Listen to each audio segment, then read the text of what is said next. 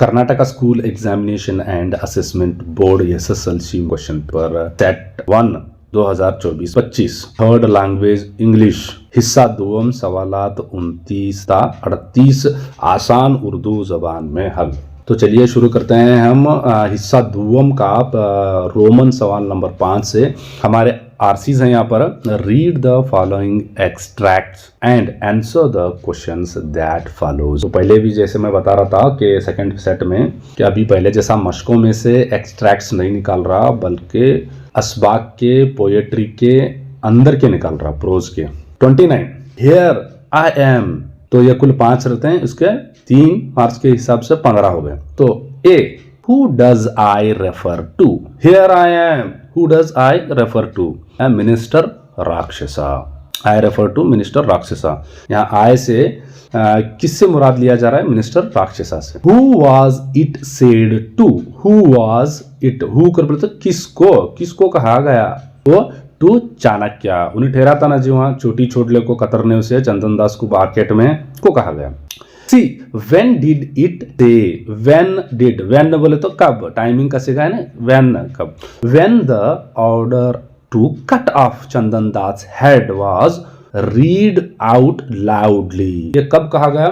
जब इसका सर काटने का ऐलाननामा जोर से पढ़ा जा रहा था तब। अब कहाँ अगर पूछा तो मार्केट प्लेस में कर लिखना, वेयर करके आया तो। 30 आर यू नॉट रुस्तुम, ये सेकेंड सेट का रिपीटेड क्वेश्चन है। देखो हु वाज रुस्तुम, तुम कौन अगर पूछे तो आप ग्रेट वॉरियर ऑफ पर्शिया, ये नहीं तो फादर ऑफ सुहराब, नहीं बोले तो हस्बैंड ऑफ तहमीना, ऐसा भी। बी हु सेड दिस, ये चिल्ला को कौन कर रहा था, उसे ललकार रहा था, कौन ललकार रहा था? ये उसका बेटा खुद सुहराब। सी वेयर वॉज इट सेड, कहाँ बोल रहे हो? बाथरूम में बोल रहे थे क्या? नहीं। अंदर कौन बैठे कर पूछ रहे थे क्या? नहीं। In the battle field, battle field में जंग के मैदान में इसको ललकारने के लिए कहा गया था। Next 31 the music world and Tamil Nadu have been honoured. देखो 2 ग्रेट म्यूजिशियंस से लिया गया है। देखो who did this statement refer to, तो ये स्टेटमेंट किसके लिए कहा गया कि पूरी म्यूजिक वर्ल्ड और तमिलनाडु को इज्जत से सरफराज किया गया? तो ये श्रीमती MS सुब्बालक्ष्मी ये कहा गया। दूसरा बी देखिए, व्हेन वाज इट सेड, कब कहा गया? व्हेन कब? When she was confirmed Bharat Ratna award by president of India. इतने लंबे चौड़े की लिख रूं बोले तो मैं जवाब आता है कि आपको वहां पर इसमें का 10% भी आप लिखेंगे तो आसानी होगा कि जस्ट आप इतने लिखेंगे कि she was confirm Bharat Ratna, इतना भी लिखे तो भी चल जाता है। फिर उसके बाद में नेक्स्ट क्या है? हु सेड दिस, ये कौन कहा?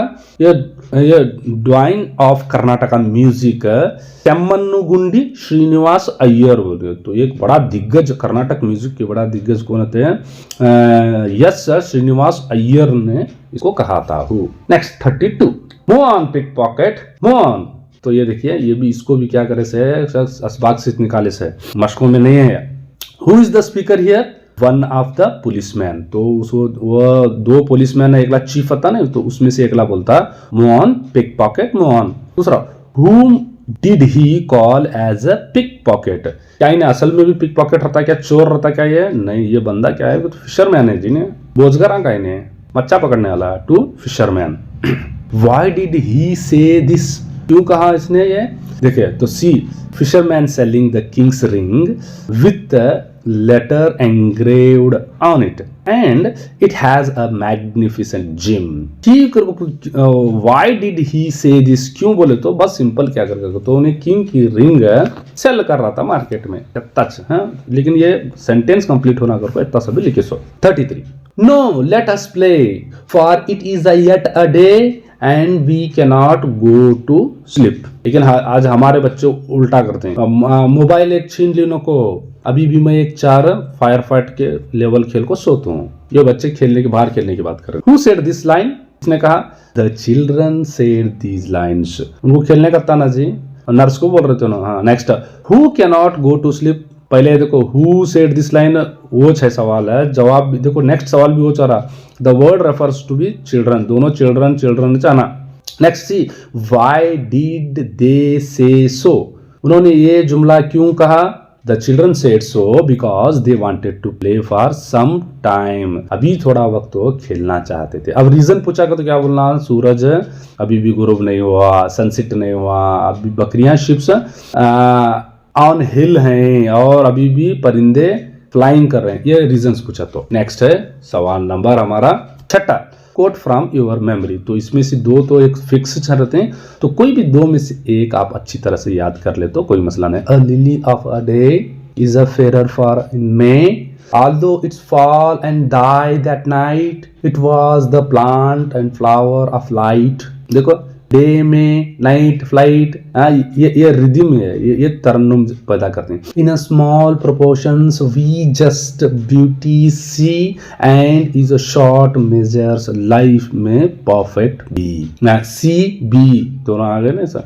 तो ये पोयम में इसी तरह ये सारी चीजें अच्छी खासी तरन्नुम वगैरह रहता है। तो तुम इसे एक स्टोरी की तरह ये नज़म को तरन्नुम के साथ में याद करो तो बहुत जल्दी याद हो जाती है। नेक्स्ट है देखो यहाँ पर ये इसने कम्स अगेन, उसमें का है there are gains for all our losses, there are bombs for all our pains, but when youth the dreams departs, it takes something from our hearts and it never comes again। इस तरह से आप अच्छा खासा तर्ज लगा लो। मेरी आवाज वैसी अच्छी खास नहीं है, भाग को जो उनको बैठो, अभी ये क्वेश्चन पेपर पूरा हुआ नहीं हो। नेक्स्ट सवाल number 7, answer the following questions in 5 और 6 सेंटेंस। तो 1 मार्क्स के लिए 4 मार्क्स के लिए एक सवाल इसमें से जरूर आ जाता है। देखो इसमें यहाँ पर अभी क्या है, कश्मीर का क्या है फिक्स पकड़े को बैठा है इन्हें क्वेश्चन आंसर्स में, नहीं तो सोहराब रुस्तुम एंड सोहराब का, और नहीं तो ये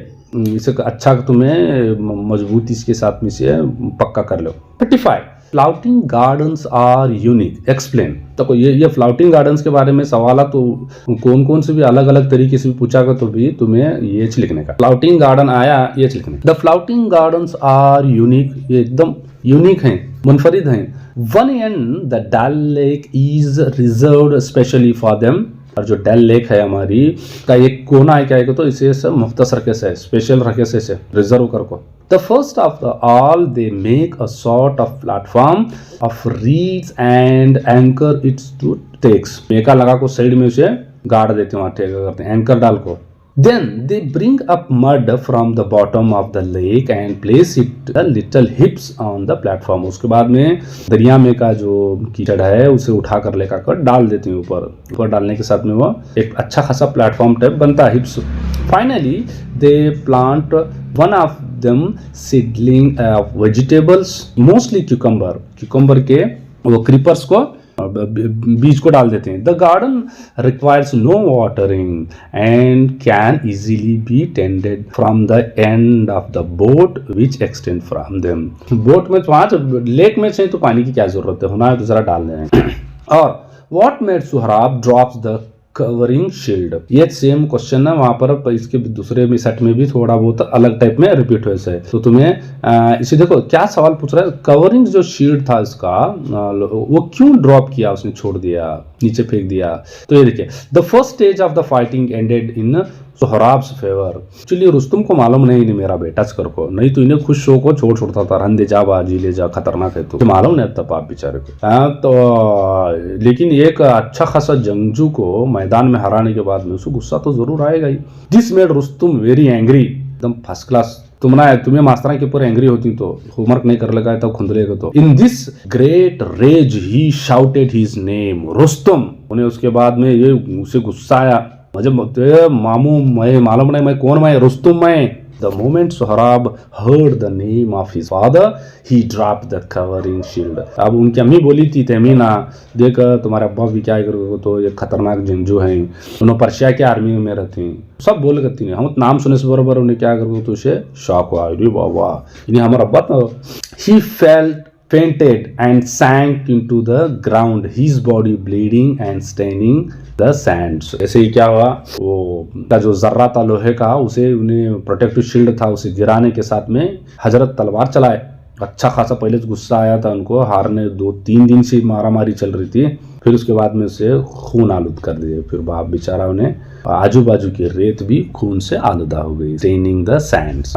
नेक्स्ट सवाल number 8, read the following passage carefully and answer the question that follows. तो तुम ना यहाँ पर से ये किताब से तो नहीं आता, ये बाहर से चुटा को देता है तुम ना। तो मैं इसका एक तरीका आपको बताया था कि आप पहले क्या करेंगे, पूरा पैसेज पढ़ ले को, उसे जो भी आपको इंपॉर्टेंट लगती है उसे अंडरलाइन करते जाने का, फिर उसके बाद में नीचे सवाल देखने का, ये एक तरीका। दूसरा तरीका सिंपल इसका ये है कि आप क्या करने का, पहले सवालात पढ़ लेने का, फिर उसके बाद में जवाबात के लिए जाने का। क्यों बोले तो यहाँ पर सीरियल वाइज देता नहीं, बढ़ती हुई तरतीब में नहीं देता, उसे जम्बल्ड कर छोड़ता।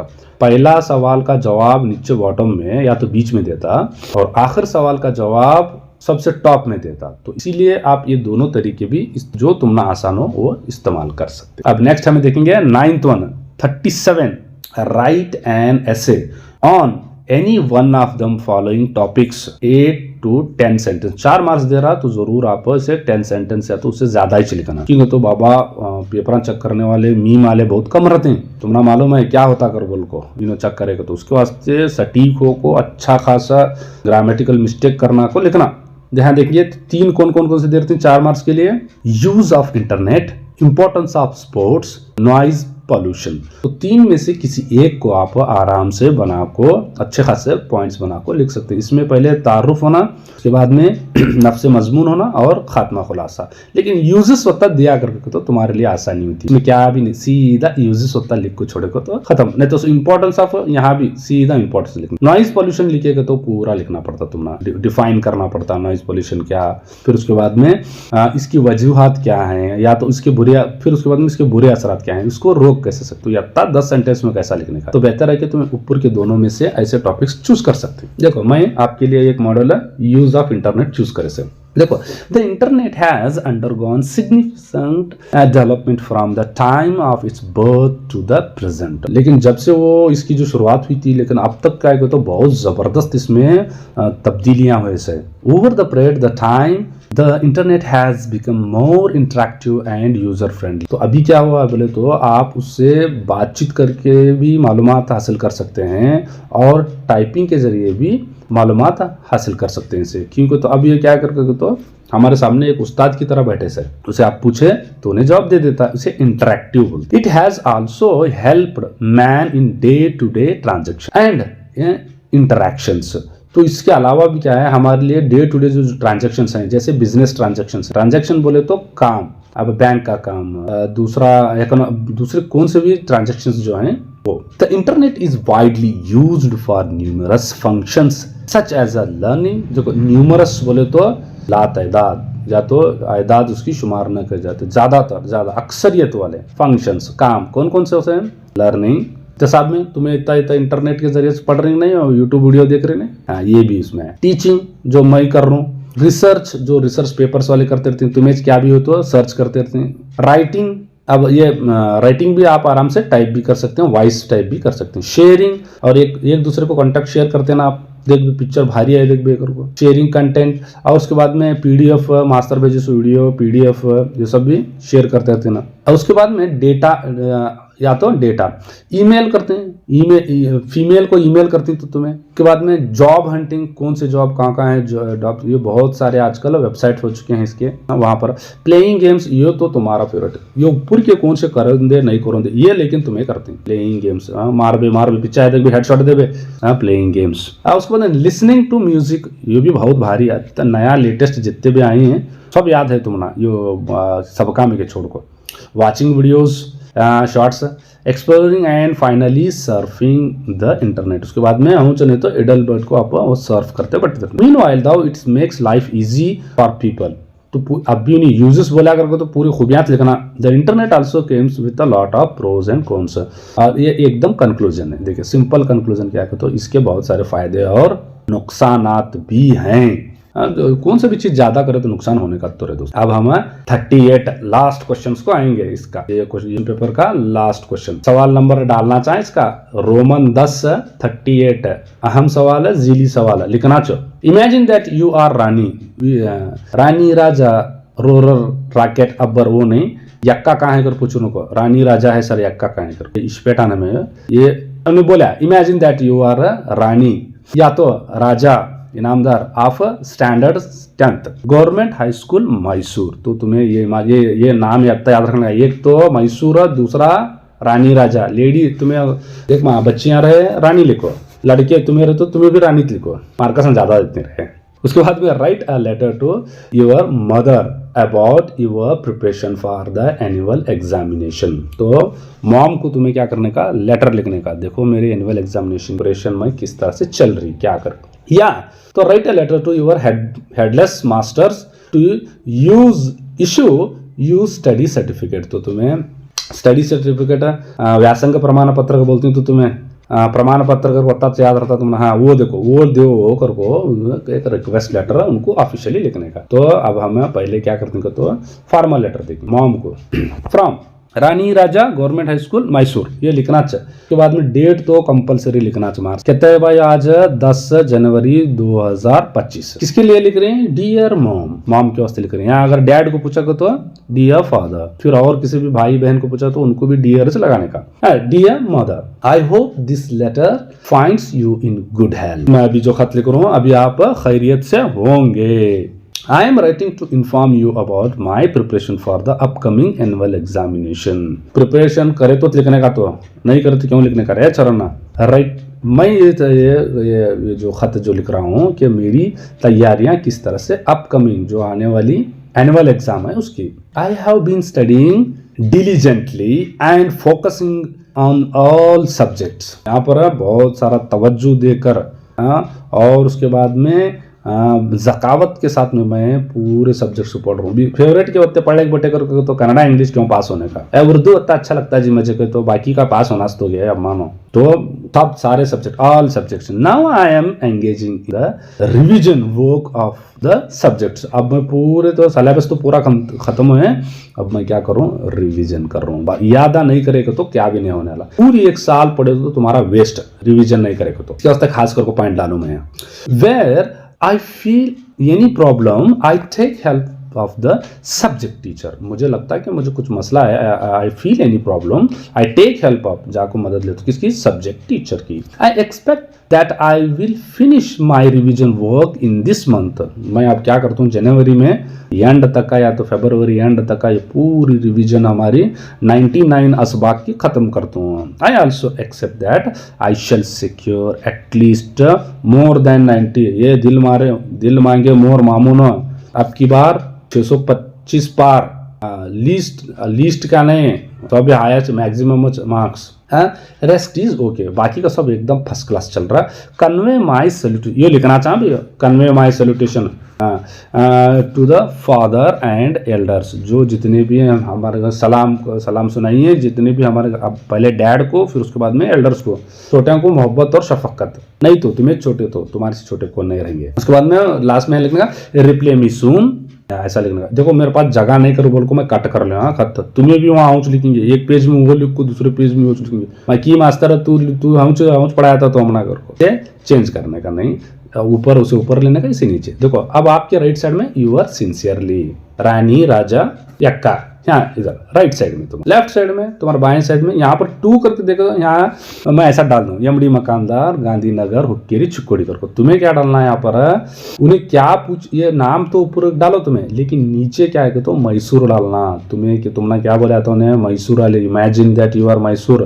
तो तुम्हारा एड्रेस भी वहाँ मैसूर का डाले तो चलता, नहीं तो XYZ मैसूर ऐसा भी डाल देंगे तो आप चलो। इमेजिन कर बोला तो कंपलसरी डालना पड़ता बाबा। अब है हमारा फॉर्मल, अब बिजनेस लेटर भी बोल, कारोबारी खत जैसे। तो क्या है इसमें, सबसे पहले देखो फॉर्मेट देखो, फर्स्ट फ्रॉम मुंजानिब कौन है, रानी राजा मैसूर 10th जनवरी 2025, माफ करो 10th जनवरी 2002। अब फ्रॉम हुआ, अब टू किसे, the headless master government high school Mysore. अब उसके बाद में क्या है, मैसूर वाला को तो तुम्हें जिस स्कूल की तो तुम्हारे स्कूल का नाम दिया चले Mysore. Respected sir and madam, अगर तुम्हारी हेडमास्टर नहीं रही वहाँ, हेडमिस्ट्रेस, उस वक्त में तुम्हें क्या करने का वहाँ डालो, ये भी ऐसा डाले तो चलता है। Respected ma'am, respected sir. Application क्या है, सब्जेक्ट डालना चाहिए, 1 2 3 डाले तो 3 मार्क्स, नहीं तो आधा मार्क्स के हिसाब से पढ़े तो 1.5 से 2 marks. Application for issue of study certificate, देखो वहाँ उन्हें तुम्हें याद करे रहते हैं ट्रांसफर सर्टिफिकेट टीसी कर को, यहाँ स्टडी सर्टिफिकेट आएगा तो यहाँ टीसी लिखेगा तो गया, यहाँ उन्हें क्या पूछे वो लिखना study certificate with the reference, जैसे कि ऊपर बताया गया था किसमें मजमून में, I Rani Raja have studying in class 10th। तो 10th है क्या 8th 10th सुने तुम्हें, तो studying in 10th I kindly request you issue my study certificate. कई हुआ होना मुझे कास्ट सर्टिफिकेट और इनकम सर्टिफिकेट बनाने का है, कास्ट तो वास्ते मुझे होना रीजन लिखे तो चलता बेहतर है। I would be thankful for you this needful, अगर तुम्हें ये देख तो मैं बड़ा आपका शुक्रगुजार हूँ। थैंकिंग यू 2 रुपए लेती हूँ उन्होंने जेरॉक्स के वो देखो लेख छोड़ने का। बाद में यहाँ पर तुम्हारा जो राइट साइड है वहाँ यूर ओबीडियंट स्टूडेंट कर को डालना, ओबीडियंट कर फरमा बरदार स्टूडेंट को ना एक लाइन मारना, बाद में रानी राजा भी सही मारने ठहरेंगे हो, रानी राजा कर दिया तो ना ऊपर, बाद में तुम्हारे लेफ्ट साइड में डेट डाल देना। सर वहाँ ऊपर भी डेट डाली तो यहाँ डालो तो क्या होने वाला है तुम्हारा, कितनी सही जाने वाली 10/1/2025 प्लेस बोला उन्हें, प्लेस कंपलसरी है, इसके ऊपर आधा मार सकता प्लेस मैसूर। इस तरह से आपका ये जो सवाली पर्चा मुकम्मल होता है। मैं बहुत जल्द अभी मैं इसमें सर्च कराया यूट्यूब में, तुम्हारा बाबानो कन्नड़ा सेकेंड लैंग्वेज का क्वेश्चन पेपर्स नहीं मिल रहा है, आंसर पेपर देखो तो हमारे उर्दू लेख हालत क्या हुई है, कितने मास्टर रहेंगे हमारे वहाँ हाई स्कूल के, एकले भी कर को डाली नहीं बाबा, तुम्हें वाटा डरने का नहीं भाई है ना, उनकी सीट में पूछ को तुम्हारा क्या कहते हो कन्नड़ा सेकेंड लैंग्वेज का चल आसान उर्दू में हल कर को डाल दे। तब तक के लिए अल्लाह हाफिज।